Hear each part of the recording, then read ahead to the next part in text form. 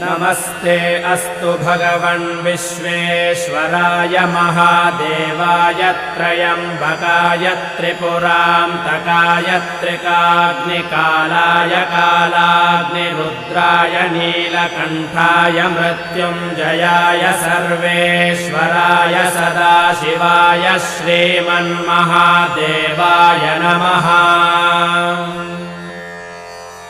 नमो हिरण्यबाहवे सेनान्ये दिशां च पतये नमो नमो वृक्षेभ्यो हरिकेशेभ्यः पशूनां पतये नमो नमः सस्पिञ्जराय त्रिशीमते पथीनां पतये नमो नमो बभ्रुषाय विव्याधिनेन्नानां